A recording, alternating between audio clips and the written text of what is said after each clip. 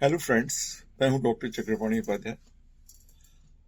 आज मैंने एक केस सुबह अपलोड किया था। वो एक छोटे बच्चे का था जिसका नाम था अनमोल उपाध्याय। उसके स्क्रोटम पे मल्टीपल वार्ड्स थे। वार्ड्स माने मस्से, बहुत सफेद सफेद से मस्से थे। और उन वो मस्से करीब उसको 6 साल से थे। उस बच्चे की उम्र 12 साल की थी। और उसकी माँ ने कहा कि बहुत सालों से इलाज हम कर रहे हैं मगर कभी ये ठीक नहीं हुआ। हमने उससे पूछा कि कुछ और बताना चाहोगे इसके बारे में, तो उसने कहा नहीं, बस इसी को आप ठीक कर दीजिए। लेकिन कोई भी चीज जो इतने दिन से रहती है तो एक सतर्क होम्योपैथिक डॉक्टर जानता है कि इतने से उसकी कोई भी दवाई सेलेक्ट नहीं होगी। और जब तक वो केस में डीपली नहीं जाएगा वो कुछ भी नहीं कर पाएगा। जब भी कोई भी केस एक होम्योपैथिक डॉक्टर के पास आता है तो वो खास करके जो डॉक्टर्स क्रॉनिक डिजीज हैंडल करते हैं उनकी रेपुटेशन होती है कि वो जड़ से बीमारी को ठीक करते हैं। तो उनके पास केस बहुत लेट आया करते हैं। तो उस केस को जब मैंने थोड़ा एक्सप्लोर करने की कोशिश किया तो मैंने केस को ओपन करने के लिए बस ऐसे ही पूछ लिया कि भाई इसको सर्दी जुकाम जल्दी जल्दी तो नहीं होता है। तो उन्होंने कहा हाँ, इनको तो हर 2 महीने पे जुकाम हो जाता है। फिर हमने कहा जुकाम के बारे में थोड़ा बताओ, जुकाम में क्या क्या होता है, खांसी आती है कि कभी इनको जो है ब्रोंकाइटिस या निमोनिया भी हो गया, बड़ी सर्दी हो गई।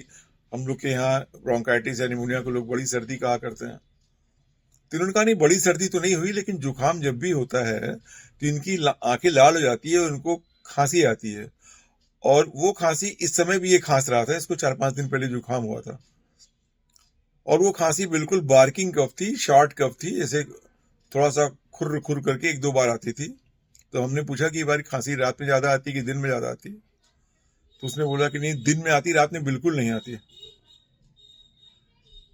तो फिर हमने इससे ये पूछा कि तुमको कुछ आंख में और ये जो जुकाम होता है तो तुम इसको कैसे क्या करती हो, क्या दवाई लेना पड़ता है? तो इसने बोला कि हाँ, हर बार दवाई ही लेना पड़ता है, बगैर दवाई किए ठीक नहीं होता है। तो फिर मैंने उसके चेहरे को ध्यान से देखा तो उसके चेहरे पे कुछ मस्से भी थे, चेहरे पे भी थे, गर्दन पे भी थे। और वो हार्ड थे लेकिन स्मूथ थे।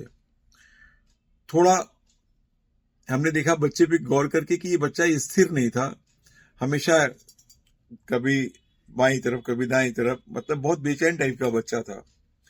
फैमिली हिस्ट्री लेने पे कुछ खास इन लोगों ने बताया नहीं, बस इतना कि इनकी फैमिली में इनकी दादी को जो है डायबिटीज था। तो इन सब चीजों पे विचार करने के बाद इनको जो मेडिसिन प्रिस्क्राइब की गई वो आज इनको प्रिस्क्राइब की गई है। मेडिसिन का नाम हम जानबूझ के आप लोगों को नहीं बताते हैं। मेडिसिन का नाम जानने से केस ठीक नहीं होता है। हमेशा जो भी मेडिसिन दी जाती है होम्योपैथिक में, उसको कौन सी पावर यूज होगी, कितने दिन के बाद वो रिपीट होगी कि नहीं रिपीट होगी, इस तरह की बड़ी बातें रहती हैं। आप लोग हमेशा वेट करते हैं कि डॉक्टर कोई दवाई बताए, और ये बिल्कुल भी गलत तरीका है।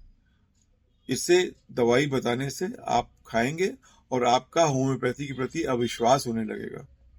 तो हमेशा की तरह मेरा यही निवेदन है कि आप अपने रोगों के लिए, प्राथमिक चिकित्सा के लिए, अपने जहां भी आप रहते हैं कुछ ऐसे डॉक्टरों का चुनाव करें जो क्रॉनिक डिजीज को हैंडल करते हैं, जिनकी रेपुटेशन इस प्रकार की बीमारियों को ठीक करने की है।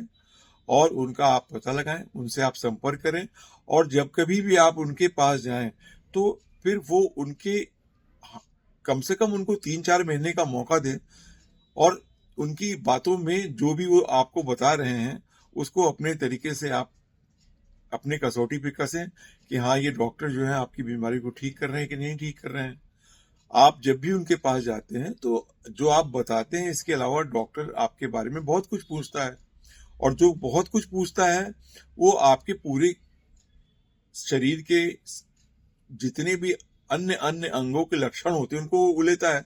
आपका तो मेन फोकस रहता है अपनी उस बीमारी के लिए जो कहीं से ठीक नहीं हो रही है, लेकिन वो सारी बीमारियां जो आपके अन्य अंगों में फैली होती हैं, जिनको आप पहले कभी ठीक किए रहते हैं, जो सही तरीके से न ठीक होकर बार बार निकलती रहती हैं, या हमारे शब्दों में कहें कि वो दब जाती हैं फिर निकल आती हैं, तो उनके लिए डॉक्टर आपसे जो प्रश्न पूछता है उसको आपको ऑपरेट करें।